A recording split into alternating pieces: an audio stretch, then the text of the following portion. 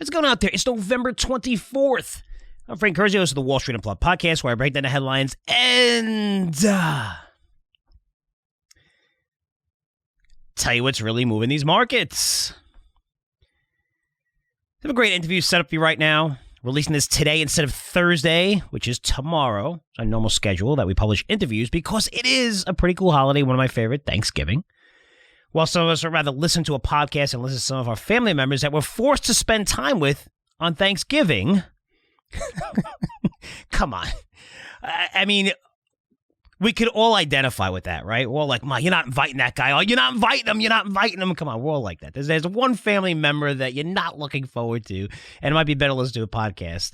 Anyway, I'm hoping that's not the case, and you're going to have a wonderful Thanksgiving, which I'm releasing the interview today. And that interview happens to be with Kristin Tate. So Kristin's a writer for The Hill, talks frequently about politics, taxation, federal spending, bold personality, which lands on so many popular sites, including Fox News. She's also author of several books, last being The Liberal Invasion of Red State America. I last had Kristin on in January, and it was one of our most listened to podcasts of the year. So enough of the intro. Let's get to the interview. Kristin Tate, thanks so much for being on Wall Street Unplugged again. How's it going? Frank, thank you so much for having me back. It's been too long. Well, I'd say the last time it has been long because the last time I had you on was in January. And you predicted something that I think a few people were like, yes, this could happen. But at the extent it happened even surprised me. I don't know if it surprised you. But we're talking about the Great Migration, right? Where policies in New York, California, Chicago, San Francisco resulted in a lot of people moving, picking up and moving to Florida and Texas. I wanted to get an update on that because you actually wrote a book about the liberal invasion of red state America, but I wanted to get you up. Did you think it would happen that quickly? And it's not just about taxes. You had a deeper meaning to this where these policies, the people who voted for the policies, whether they're woke policies to fund police, critical race theory, I mean, these are the same people that are seeing, violence within those cities. These are the same people are now moving to red states, which I found was very interesting. Could you talk about that a little bit? And did this trend develop much faster than you actually thought, or is it right on cue since you were really, really right considering that call in January? Thanks. Yeah, I mean, it's definitely happening faster than I thought it would happen. But COVID really sped everything up, and I wrote my book before COVID. So particularly over the last 6 months, though, with all of the changes we've seen happen in the housing market, this trend has really accelerated. So last year, the trends were occurring at a quick rate, but I think a lot of people were scared to move because of COVID. And then, at the beginning of this year, you saw almost a year's worth of pent-up demand really kind of be released. So you have, the folks who would have moved anyway, then the white collar workers who can move because they are now working remote, all on the market looking for houses in predominantly red states and conservative leaning places. Mostly people looking to leave very expensive cities and urban areas in blue states where, a huge percentage of their incomes being eaten up by state and local taxes. But then, there are also a host of cultural reasons why this is happening. And I think those cultural reasons are just as important as the economic ones. I mean, you look at the cities today, whether it's New York or San Francisco or Chicago, these are not places where people want to raise families. And I mean, even forget about kids for a second. If you're just a single person, it's not safe to be out at night in many of these places. I used to live in New York City on the Upper East Side, and in the train station or the subway station I would take every single day, a young girl who was in her 20s, my age, just got brutally assaulted just for absolutely no reason a few months ago. I mean, this is happening commonly now, these kinds of random attacks in formerly very safe areas. And then you have the education system. I mean, these urban public schools are just an absolute failure. So when you add all of that together, it's kind of just the perfect storm. People are realizing, hey, you know what? I don't need to be in New York. I don't need to be in Chicago. I can go have a much better life in Katy, Texas, or in Scottsdale, Arizona, or in Florida. So they're picking up, they're moving, they're saving a ton of money, and they're realizing life can be better. So it's a cultural reason as well. And I think what we're really seeing, Frank, the kind of big picture here is we're seeing a shift in mindset among people in this country, because we used to have this idea like, oh, I've got to be in New York, I've got to be in LA, and not just individuals, but like industries had that mindset too. And you're seeing big banking institutions, like even places like Goldman Sachs, really kind of downsizing their footprints in these former urban meccas and expanding in second tier cities where it's just a better lifestyle. It's more pleasant for the people who work at these companies to live in these second tier cities, or even in suburban or rural areas in more red states. And this is a trend we're going to continue to see happen. Now, the political ramifications of that's a whole different story. But if you just want to talk about the causes, I think that's really it. It's the economics, the cultural causes, and then just the new ability to move, because COVID has really changed so much about how we work.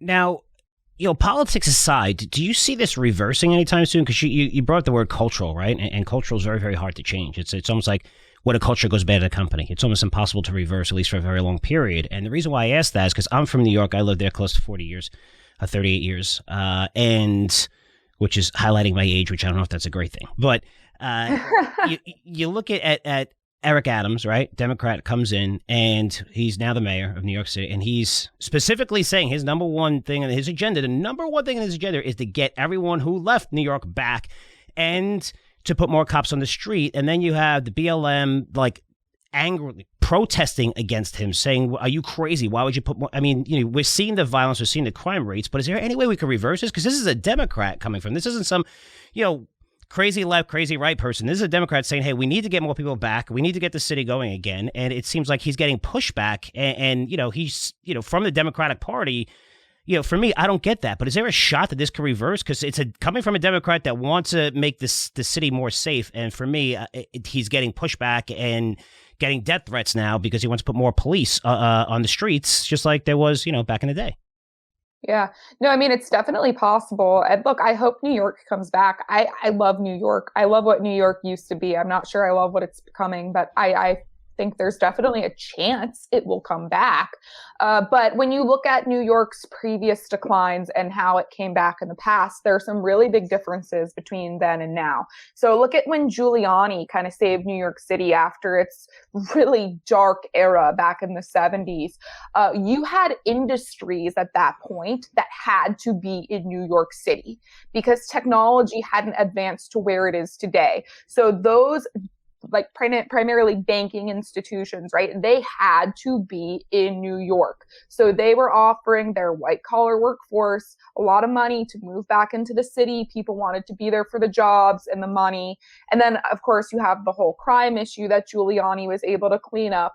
But today, part of the issue and part of what New York and these other cities are going to really struggle with is industry does not have to be in these places anymore. So if people don't want to live there, the companies will respond by increasingly downsizing their footprint in places like New York while they expand in other places like they're doing. We see that happening in Dallas, West Palm Beach, Phoenix. All of these sort of second tier cities are booming right now because the big companies know people don't want to live in New York. They don't want to live in San Francisco. So they're expanding in these other cities. So if industry doesn't have to be in New York, whether or not people live there will be fully dependent on how enjoyable it is to live there.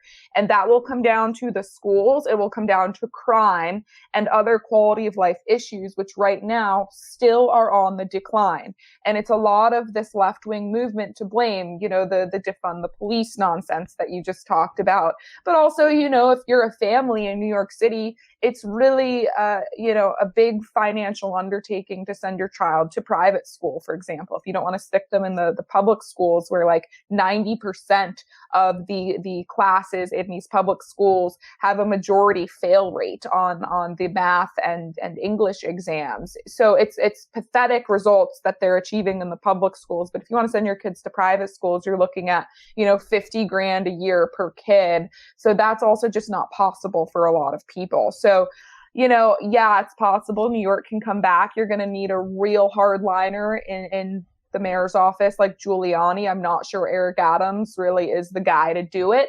You're going to need to see some real leadership change in the governor's mansion. It doesn't look like that's happening anytime soon. You have these radicals like Letitia James. I mean, we all thought Cuomo was bad. Look at the people lining up to replace him. They are way more left-wing than he was. So I just don't think it's going to happen that New York will come back in the near future. It might really need to hit rock bottom and kind of become like what Detroit was before they restart to rebuild that city to its former glory. But I have to say, Frank, I just think New York in the short term has some very, very dark days ahead of it. Yeah, and that's a forecast that we both want you to be wrong on, right? I mean, we're both fans of New York. I really hope so. I love New York. I think it's a very special city. And I don't want this to happen. And by the way, this is not just New York. This is happening in all the major cities right now, especially the coastal cities. It's really sad. Look at San Francisco. I mean, you walk around San Francisco, it's shocking what's going on there. You have the very wealthy living in these walled off compounds, but like in the streets, it's just complete chaos going on. I mean, it's like being in the Wild West with no rule of law at all. People just shooting up drugs in broad daylight. You are walking with your kids and you see like needles scattered around and human feces. It's awful. It's totally unsafe. We keep reading news stories about stores just being looted in broad daylight and no one doing anything to stop it. So it's not just New York. It's all of these big urban areas that need to get themselves under control, because if industry doesn't need to be there, it won't be there if people don't want to live there. And another thing I'll say is these people who keep voting in, these left wingers, like these Silicon Valley workers who keep voting for Democrats, well, they're leaving Silicon Valley. The workers who keep voting for Democrats, they're ruining their home cities and then moving to places like Austin, Texas, and leaving the poor people behind who can't afford to move to deal with the policies that they just voted in favor of. So it's really sad. But yeah, I think some of these cities are really going to have to bottom out before they can realize what went wrong and start to rebuild. No, I hear you. So I want to talk about something that's recently in the news, the hot topic. Everybody has an opinion on it, which is Rittenhouse, right? So, he got acquitted. And for me, when I look at this, I don't know why it's about conservatives and liberals. This is about, and I'll be honest with you, I didn't follow the case too much for a year. I followed at the beginning and then really the last couple of weeks. But I think anyone coming to a conclusion when someone's chasing you and beating you up, and it's, self-defense, and the white supremacy argument is awesome since, these are all white people, right? There's 3 white people that get shot and there's, Rittenhouse. But just the stories that come out within the media, and we saw this even with the Russia hoax, right? We know that's totally false now, right? That was 3 years of pushing that agenda. Do you see people finally catching on to the point that they've been fed lies, or is it to the point where people, I'm not talking about the woke, the left, they're still pushing the agenda right now. Even though everybody sees the video, they're still pushing the agenda, right? It's like white supremacists, all this stuff. But I feel like a lot of my friends who are Democrats, I know you probably have friends that are Democrats as well. We have our differences, but we always get along. We'll go out for a couple of drinks. I just feel like a lot of them are starting to say, wow, you know what? I don't like the way this is heading right now. Are you seeing that on your end? Because it's not just Rittenhouse, but it seems like everything that's coming out now, we're hearing more about COVID and all the statistics and certain things that we were like, wait a second, certain medicines were good for you. Why did you suppress this stuff? I mean, we're just hearing more and more of how there's been such a political agenda out there. Are you seeing a shift at all, or are you seeing it getting worse? Because to me, no one's being held accountable. I mean, we've seen the people who are lying. We're seeing who's funding these campaigns of lies, but we're in a world where even in the media, they could actually lie. And people were reporting that Jacob Blake is dead. He's alive, right? It was news outlets just from our reporting all over the world saying that Rittenhouse shot 2 black people and injured another one. And they got that from our reporting. I mean, do you see this changing? Do you see people getting fed up? Do you see people doing their own research? Or is this going to continue down the line? Because even when we get the facts and people can watch a freaking video, they still push the agenda, it seems like, and which the ultimate goal feels like is to divide, right? Divide means more ratings, means more everything. Right.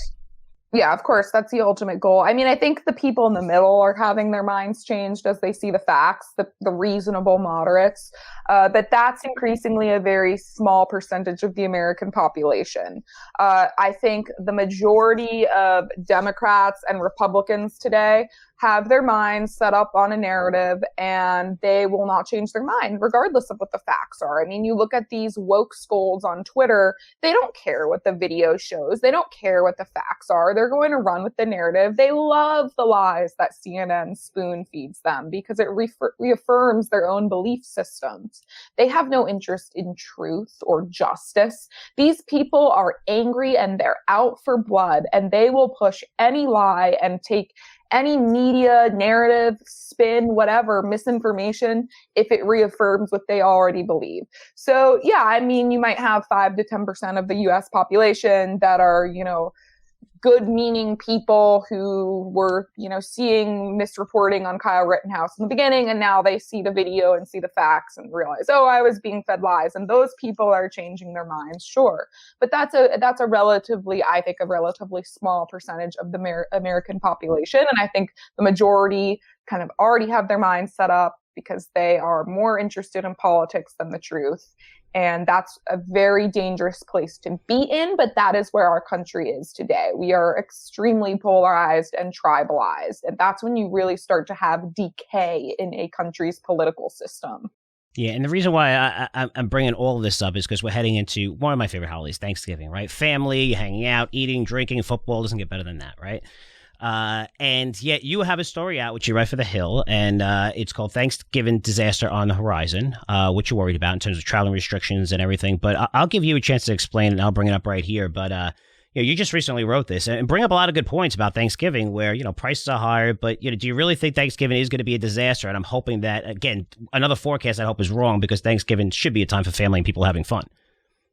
Yeah, I think this could be a Thanksgiving from hell, unfortunately, for various reasons. It's kind of a perfect storm of negative indicators here. So if you're flying to see family, there is a very good chance that your flight will either be canceled or delayed, primarily for 2 reasons. The first is that the federal government's vaccine mandate for federal workers kicks in on November 22nd. So you're going to see a bunch of TSA workers and air traffic controllers who are either not at work or do a walkout or just not vaccinated. And at the time that I wrote that piece, which was about 2 weeks ago now, only 60% of TSA workers had gotten the vaccine. So we're potentially looking at serious staffing issues at these airports. And then also you have staffing issues, like normal staffing issues right now, going on with the airlines as well. So, the airlines were already struggling to get flights from point A to point B before Thanksgiving. Well, now you have this record number of people trying to travel for the holiday after being, unable to travel for so long. So many people are trying to see family for Thanksgiving, and we could see some serious staffing shortages with the airline. So if you're flying, could be a disaster. If you're driving, you're going to pay a lot more for it. Obviously, gas prices are through the roof. This is just historic in terms of the gas prices. We were a producer when Trump was in office. We were actually exporting oil, and of course, everything's different now under Joe Biden. Our production has come to pathetic lows. We are, we killed the Keystone Pipeline. We're basically on our knees begging OPEC to produce more, even though they're actually currently producing more than they were pre-COVID. It's the U.S. that's lagging in production. The gas prices that are high are going to be a serious financial hardship for some families this year. And then if you want to just talk about food costs too, that was the other part of my piece. Your Thanksgiving meal is going to be more expensive than it ever was. This is going to be the most expensive Thanksgiving on record, just when you're looking at food. Every food item is up in cost. In fact, a turkey is double the price of what it was 2 years ago. And this is all because of these supply chain issues and, the issues that employers are having, keeping people working, the trucker shortage. So, people can keep screaming COVID, and COVID might make a little difference in this. But at this point, this is because of poor federal policy. This is all pretty much avoidable. We have a vaccine at this point. People should be back to work. The economy needs to be back up and running. But all of this is happening because of poor federal policy that has kept people out of the workplace. And then also inflation. I mean, we have a Federal Reserve that's printing trillions of dollars right now and blowing it into the system, devaluing our currency. So you have a lot of money out there chasing a limited supply of goods. And of course, the price of everything goes up. So I hope everyone has a great Thanksgiving, and I think people will. I think family is the most important thing. I think we can all spend time together, but it's going to cost you a lot more. So, and I'm bringing this up because you wrote another article which actually goes into this one, right? And this was a couple weeks ago, where America's blue collar crisis threatens our way of life, and that was also on the Hill over here, which I thought was fascinating, right? I mean, you talk about supply chain issues, but you're also talking about in terms of the blue collar worker, where it's a crisis and they need this workforce to succeed in order for our nation to thrive. Explain what you mean by that, because I know that the policies in place, we're seeing a labor shortage. Just go to your favorite restaurant, go anywhere you want. There's a massive labor shortage. Yeah. Jobs every place, and pretty good jobs right now. You can make $100,000 in a lot of different areas if you just learn a little bit. You don't have to go crazy, even in trucking and stuff like that. But talk a little bit more in that, because it does interact with your Thanksgiving story, where the labor shortages are really hitting home now. It's resulting in even much more higher prices and stores closing. But this is something that you don't see going away either, right? No, yeah, that's exactly right. I mean, think about who keeps this country running, right? It's the truckers, it's the people working in stores, it's the people driving ambulances, it's the people who are coming to fix your toilet and your shower, and electricians, it's the blue collar workers. And they have been under attack. And it's kind of a few different factors, a few different ways that they're under attack. The first is just federal policy that has incentivized people not to work. Okay, that's the first thing. But then in my piece, I also talk about these cultural issues. We have, for a few decades now, really kind of looked down our noses at people who are doing very important work. And in doing so, we have disincentivized young people into getting into this kind of work. We've pushed average performing students and even low performing students into these expensive liberal arts programs where they've gone and gotten their degrees from tier 3 and tier 4 schools in English or music studies or whatever, social studies. And we are not preparing them for the workforce, and they have no marketable skills. And the market has not as many blue collar workers as it needs to really function and make sure that the grocery stores have food on the shelves, and that you have lights in your house that work, and that we can get goods from shipping containers to your house. So this is a real problem. And I think, obviously the short-term solution is we need to get people back to work, but more longer term and cultural, we need to really shift our attitude and the way we look at blue collar workers. And we need to start celebrating this kind of work and pushing more young people into these fields. I have a very good friend who's a construction foreman, and he says, he goes to a gas station to get a cup of coffee on his break. And if he has like dirt on his hands, people will just, treat him terribly. They kind of scoff at him. And that's just not the way we can, incentivize more people to get into these very important fields. So I'd like to see a cultural shift, because it's not the people theorizing about gender studies in classrooms who are keeping the country moving. It's the blue collar workers, and we need more of them. No, well said, well said. Let me get your thoughts on the midterm elections, because there are a lot of seats available. I think there's over 30 in the Senate, right? Mm-hmm. So it should be interesting, even with the House, tons of seats. We saw a shift based on recent voting trends, and a lot of people think that, the GOP is definitely in the driver's seat. But what do you see in midterm elections? Because I think, we said it, right? The left and the right, you're never going to change their minds no matter what. The far left, the far right, right? You're never going to change those, whatever, that's 10%, you never change those minds. But there is a pretty nice percentage in the middle that's seeing a lot that's going on. And they're witnessing a campaign. Look, we're seeing crime rates go through the roof. We're seeing inflation at a 30-year high. We went from illegal immigration being at a 40-year low 1 year ago, 2 years ago with Trump, where it's at a 60-year high right now. Money printing like crazy, 1.2 trillion, which is going to throw, it's like gasoline all over the inflation, with the supply chain. I don't know how you're going to get raw materials shipped, or you can't get anything shipped right now. It's so difficult, right? Try buying a car, 9 to 12 months, you'll get it.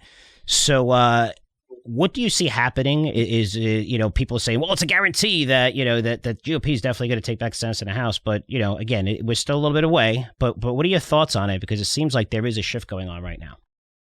Yeah, I do think the GOP is going to do very well. So I disagree with what you said a little bit. I think that there isn't a very big middle. I think that elections are increasingly all about getting out the base, because the so-called moderate voting pool has been shrinking now for years. So I think what we're going to see is both sides kind of double down to get out their base voters. So what that means is that the left is going to double down on this progressive squad stuff, screaming racism about everything. And, that seems to be their tactic now. And then you're going to see the right doubling down on, I think, increasingly cultural issues like CRT in the classrooms and crime getting out of control in our communities and that sort of thing. And I think it'll be less bickering about marginal tax rates and that sort of thing, like the republicanism from the 90s. We're increasingly becoming a cultural movement on the right. So I think that's what the sort of run up to the election is going to look like. It's going to be very cultural. A lot of talk about probably critical race theory and crime. But I do think Republicans will do very well.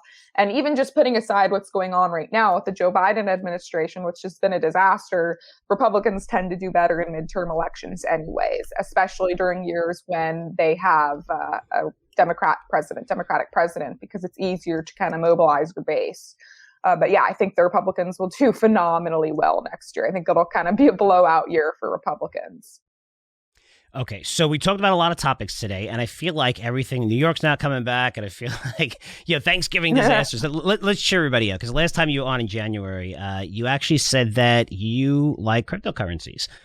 You said that, and I believe it was around mid-January, and I looked it up, and Bitcoin was around 30,000, right? So almost 60, 100% gain. But you also said you like Ethereum, which was around 1,300, and it's 4,200 today. It's whatever, 225% gains. Maybe I'll hire you since we have crypto products. I mean, maybe I don't know if you want to change your job. That was pretty good. That was a really good prediction. But what are your thoughts on cryptocurrencies now, especially that you're seeing, how many countries, not just the U.S., right? I mean, we focus on the U.S. because we're here, but the devaluation of currencies across the world is really insane. We're just printing money every place. What are your thoughts on cryptos, and are you still involved in them? Are you buying them? Do you have any ideas? I'm curious. So yeah, I'm still involved. I haven't sold any since we last spoke. I bought a little more. I've bought into Litecoin now just for fun, really. I don't know much about Litecoin, so I don't want any of your listeners to think I'm endorsing it. It's just kind of another option that I threw some money into. And I got burned on Ethereum Classic, which is just this other Ethereum cryptocurrency that's not doing well right now. But overall, I still like crypto. I always say, and I've been saying, that short term, I'm very bullish on it. Long term, I'm very bearish. I think that it's going to continue to do phenomenally well as our currency devalues. But eventually, the federal government's going to put a stop to it, because as people keep leaving the US dollar and looking for other means of doing business in different currencies, they see their power being threatened. The Federal Reserve hates that. We've already seen language, heard language from Janet Yellen and her ilk about different ways they could try to kill cryptocurrencies, because they see that as a threat to their power. And once it gets big enough, it's not big enough yet, but once it gets big enough, they will try to kill it. They will make it extremely expensive or impossible to actually use it. And I think that day is coming. I'm not saying it's going to be next year. I'm not saying it's going to be in 5 years from now. It could be 10 years from now. It could be 15 years from now. I don't know when it's going to be, but they're not going to let it go on forever. So I think it's just going to keep going up and up and up and up in the short term. But at some point, it's going to crash, I think, when the federal government decides to act and squash it, when they see their power being threatened. Again, I don't know when that is. I could be wrong. I mean, I hope it just keeps going up and it becomes like the new currency. I don't know. We'll see. Although I will say, people aren't really using it as a currency, and I'm not sure they will. I think it's kind of a store of value. So we'll see if its practical uses start being utilized. I don't see that happening really, because it just keeps going up. So people won't want to spend it. They'll rather, people want to offload their dollars, spend their dollars, and hold their crypto. So I'm not sure we're ever going to see it become like a new currency per se, but I do think it will keep going up like crazy, and more people will want to buy in, especially as it becomes easier to buy for people who aren't really like savvy with crypto wallets and stuff. But I do fear that at some point in the future, and I think this is probably 5+ years down the road, the federal government's going to say no more, and they're going to try to stop it. Yeah, what we do now is because we do this on YouTube and it's on iTunes as well, and definitely check out YouTube, guys, so you see us. But we take out little tidbits and we put it on TikTok, and getting a lot of traction on TikTok. So I know if I took out that little part that you said crypto's going to crash long term, you'd probably get like 2-3 million views. And I would say out of those, 90% would be hate mail. I'm not going to do that to you. I don't want it to crash eventually. I mean, look, I think the ride up is going to be steep. I think everyone should get in now. I just don't know when to sell. Like, I don't know when that is. But I mean, look, if a $1 trillion market cap or even $2 trillion market cap, that's small potatoes compared to the federal. Like, the federal government's not going to squash it at that. It's got to get really big and powerful for them to decide they want to put an end to it. And I don't even know how they would squash it. I mean, I don't know if that looks like a really heavy crypto tax or what that looks like. But I know these people at the federal government, they hate seeing their power threatened. And I'm telling you, if crypto gets to that point, they will try to stop it. I don't know. Maybe they won't be. Maybe it'll be so powerful by then that they can't. That's what I hope. But you better believe they're going to try, because these people want full control over the monetary system. They want to be able to redistribute in, the snap of a finger. They love the ability to print. They will not give away their control. So we'll see what happens. I don't think we're anywhere near that yet, though. Crypto is not big enough, but. Like once little old ladies and, all kinds of people start buying in and, it becomes like everyone in the country has it, I think something's going to happen and the feds are going to make a move. Love it. Love it. So what's next? I was going to say, what's next for Kristin Tate? Because you're writing books. And before I even go there, I want to show this picture. You have all these books behind. Did you actually read all those books? Did you read all those books? No, not all of them. A lot of them are actually encyclopedias. So I do research for my books using books. I try to. I don't always like using the internet. Sometimes I like to use real encyclopedias. But what is next for me? At some point, I'm working actually on another book, which I'm not sure when I will release. It started as a fellowship project. I just completed the fellowship, but it's on the size and scope of the federal workforce, which sounds boring, but it's actually fascinating and sort of terrifying. So I want to turn that into a book. You just wouldn't believe some of the waste and abuse that's going on the federal dole in our federal government. It's just crazy. So I think I'll turn that into a book at some point in the future. I have to update the statistics. So I'm working on that. I'm still writing at the Hill. And I'm actually working right now on a gubernatorial campaign here in Texas. I'm running communications for Don Huffines. He's running for governor. We are challenging Greg Abbott. Greg Abbott, this might come as a surprise to a lot of your listeners. He's a huge rhino. He is not very conservative. He, goes on Fox News and says all the right talking points, but he is kind of a squish. I mean, he's left the border open. He has refused to act on a lot of the most critical issues. And Texas is really changing under his watch, and he's not doing much to stop it, especially as we have all these Californians, these liberal Californians moving to Texas. You'd think we'd have a governor in place who wants to make sure conservative values are kept intact, and he's really kind of been a disappointment. So Don Huffines is challenging him, and I'm helping Don on his communications team. So I have a lot going on, but your listeners can find me on my Twitter at Kristin B. Tate, where I'm pretty active, and then at the Hill, where I write every week. And also, really quick, for your book, Liberal Invasion of Red State America, I know the last time we had you in January, right around when you wrote this book, you got a lot of great feedback, a lot of people buying the book. It's on Amazon right now, but I'm sure you're still getting a lot of hits for it, especially what's going on. But why don't you, again, you can buy that on Amazon. We talked about it briefly before, but I'm sure that book is doing very, very well now. If you want to give a quick update on it, right? I mean, you're updating statistics on your other book, but I'm just curious to hear the updated statistics on this, because I don't know. Even when I talked to you, I didn't imagine it would be this crazy, this many people, because I live in Florida. How many people are here? It's insane. It's absolutely insane. And a lot of these people are coming from New York and coming from just liberal places. But I would love to see the updated statistics on that for this book, because it is fantastic. I love that I read it. Oh, thank you. Yes. You know, it's a very vindicating trend because it shows that conservative policies work.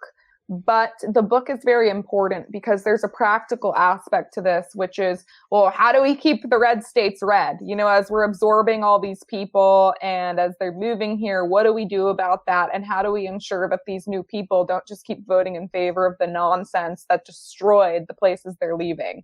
So the book has a very practical aspect, and it gives people kind of a roadmap for how to make sure red states in America stay red, continue to thrive, and remain these economic lighthouses for the country. So that sort of practical aspect of the book, I think, has been very helpful for a lot of people. Also, I want to make it clear the book isn't just all, you know, all hope is lost, you know, this is happening. And, you know, as people move, they're destroying the places they're moving to. No, the book is actually, it's a very positive outlook on the situation and giving people the tools to reach out to their new neighbors, you know, show people how and why these red states are flourishing so we can keep it that way. And like I said, giving people a roadmap to ensuring a bright future for these states that are just absorbing such a crazy number of new migrants. And some of these domestic migrants, like, they're just moving for jobs and economic opportunity. They're not really thinking about politics. So a lot of people just automatically keep voting in favor of Democrats if that's what they did back home. But we've got to reach out to these people and make sure they understand why the new places they're moving to have done so well. No, it definitely makes sense. Well, Kristin, thank you so much for coming on. I want to have you on a lot sooner this time. It's been way too long. I know how busy you are, but I really appreciate you coming on. Hopefully you join us again soon. Always a pleasure. Would love to come back soon. Thank you so much, Frank. Great stuff from Kristin. I love her take on things because she's never on the fence, which I know results in lots and lots of emails, probably negative emails. I also loved her take on crypto. And if you're a crypto expert or, you know, you've been in this industry for a long time, look, it's important to identify what the status quo is or what the average person really thinks out there on crypto. She's the first to admit that she's not an expert, but she did like crypto. She brings up a good point because she knows politics. And in politics, these people, as we're seeing across our country, will do anything to maintain their power. And you're taking a lot of power away from the government when Bitcoin becomes bigger and bigger and bigger. And that is a significant risk. I don't know if that would happen. I think that they could regulate in a certain way. They could tax in a certain way. So I agree. But listen, if you're an expert on crypto, you could be like, well, you know, she might know this or that. But remember, it's 2% of the market. And you have another 98% of the world that can get into crypto. Okay. And when you have that small percentage, it's how do you convince? It's like my company at Curzio Research. The people who are in our stable already know that we do the homework. They see me on videos. They see us bust our ass. Yes, I'm not going to get everything right. I wish I did. You know, we're first to admit our mistakes, but they understand we're the real deal, right? As soon as they come in. However, if we want to grow this company, we have to go outside, just like crypto. You have to go outside of that area where people don't know us. So what are they going to do? They're going to say, well, crypto's bullshit. They're going to say, well, you know, look at all this hype around DeFi and how much money has been lost. And so many of these things have gone to zero and so much money has been stolen from people. And you know, there's no regulations. So the authorities can't even get the money back for you. You know, same with us. They'll compare us, right? A new person that doesn't know us is going to compare us to the rest of the industry, which is a lot of shady practices and bullshit, and the FTC's cracking down and stuff like that. You know, so for me, even when it comes to CNBC, I like to watch CNBC. I also like to watch news sources from both sides. This way I get a feeling of, you know, and I say the status quo of what people are thinking out there. Because if you could identify something, especially in stocks or in crypto or whatever, that, you know, here's a narrative, here's what everyone's talking about. And if I see it differently, I know that I can make money somehow off of that. So I always want to know that. I always want to know what the average person is thinking, because that's makes up this much of the market, where most of the people, especially in disruptive things that are just becoming disruptive, that industry is this big. And you need it to be this big. How do you convince these people? For me, convincing someone that the government won't get involved, I think it is big. It's, you know, $1 trillion market, $2 trillion, the whole thing, and Bitcoin alone is over $1 trillion market cap. But now it's being integrated in so many systems that I don't know if they're going to be able to take this and disallow it, the government, but it is interesting. I like her points. I also like her points, a lot of those points. I don't agree with everything. Again, with the whole Rittenhouse thing, I hate the fact that, this kid's on Fox News and they're pitting him like conservative against, just, the far left and the woke crowd and stuff like that. Look, that incites even more anger, which, again, it's hard, right? We're talking politics here, and they want to divide us as much as they can. And it's frustrating as hell. But at the end of the day, I want to keep it balanced. I'd like to get people on. I invited people on who are Democrats, people from the other side. It's amazing how most of them always say that they don't want to talk. Me, I'm always interested in having a conversation. I'm always open up to the idea that I could be wrong on something because I'm an analyst. And being stubborn, there's no room for it, especially in stocks, especially in anything, right? So, I always want to be fan balanced. So if you know anyone who wants to come on from that, I've invited Peter Schiff on. I invited not so much from a Democratic point of view, but from a gold Bitcoin perspective. But if you see anyone that does want to come on, that's great. I've emailed a lot of different people to come on just to talk about critical race theory. Why do you believe this? None of them at all do media appearances at all these people. They do, I shouldn't say media appearances, but not on TV. They only go to the places that they're loved in certain colleges and stuff like that, right? They don't want to be challenged at all, which is frustrating because, I have legitimate questions on that. Anyway, let me know what you thought about that interview, frankcurzioresearch.com. Again, we got a lot of feedback. It was one of the most listened to podcasts. She has a very big following. Love having Kristin on, and she is absolutely awesome. A few things here. First thing is time's running out to get the 1 year free for Luke's new newsletter, which is Big Money Trader. So Luke Downey is taking that Big Money Report newsletter, which is a lower price newsletter, and basically putting it on steroids, right? Providing all these option strategies on some of the world's next major growth stocks. You might say, how does he find those? Well, his system allowed him to invest alongside, big money. And when I say big money, it's institutions, hedge fund money, and investing alongside, not investing after, not taking options afterwards, which you see a lot of people do, but alongside it. And this allowed him to get in early in some of the world's biggest growth names, right? And you look at Netflix, Tesla, these are stocks that are in his portfolio, NVIDIA. So the discount is for one more week, and then we're going to remove it, so it's a year for free. A special discount for you, Curzio Research listeners and subscribers, and we will go back to selling at full price after that. So if you're interested, definitely subscribe. If you have any questions, feel free to email frankcurzioresearch.com. This is an awesome product, guys. I don't just launch products to launch products. I launch products that I think are going to help you. I think if you look at a 5-10 year period, and even starting now, you look at the market and it's pulling back, and every single pullback that we've seen has resulted in a buying opportunity for the last 10 years. We're going to continue that as long as we have low interest rates, right? We're going to see swings that go a little too far, and then we pull back. S&P 500 is up 12 days in a row, 10 days in a row, whatever it was. Then it gets stretched. Then it pulls back, and it was like inflation, tech companies are crashing. It is a crazy market right now, but you're always going to see that volatility, but money is flowing. You see that money flowing into certain stocks, and man, these things can really take off when they get momentum, and this is what this newsletter is about. It's about investing in companies that you otherwise wouldn't invest in because maybe you felt like you missed a move, or the PE is too high, and as we see, those stocks with that growth intact tend to go higher and higher and higher and higher. So we have the right guy in the product with Luke Downey. Very excited to launch this product. But again, that's ending in a week. So if you want to take advantage right away. It's at curzioresearch.com. You can see Luke's face in the corner. Just click that. You can watch this video before you subscribe. But if you have any other questions about it, just feel free to email frankcurzioresearch.com. But if you're going to subscribe, do it over the next few days because we're going to take that offer out and we're going to remove that free year. Last but not least, we will not have a podcast tomorrow. We not have Frankly Speak on Friday either, right, for the holidays. So have a wonderful, wonderful Thanksgiving. Eat lots of turkey, lots of stuffing, have some beers, relax with the family, watch football. Well, don't watch all the football. I think the 12:30 game is the Bears against Detroit, so don't waste your time. That's a horrible game. But the other two should be pretty good. But seriously, have a wonderful, wonderful time with your families. I just feel like, watching the media and watching different things, there's so much anger out there. So everyone's always pissed off and finding something to be pissed off. And yet we have a lot to be thankful for. And I'm not being cheesy just saying that. So, you have your loved ones there. You never know how long, right? Or what could happen in a year.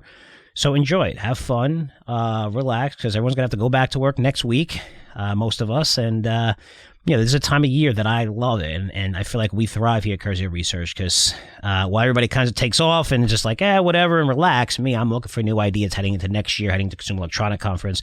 You're going to have a huge biotech conferences, right? JP Morgan, huge biotech conferences early in the year, and position yourself now, especially even in biotechs. A lot of these names have gotten hit where they expect to report data in early January. That's really exciting stuff. And being prepared has allowed me to really outperform early in the year by doing the research now. Not you. You relax with your families. You do what you have to do. That's my job. That's what you're paying me for. You're paying for my newsletters. You listen to this podcast. A lot of those ideas are going to show up in our paid newsletters. So listen, have a great, great holiday. Again, you and your families, enjoy it. And I will see you guys next week. I promise. Take care.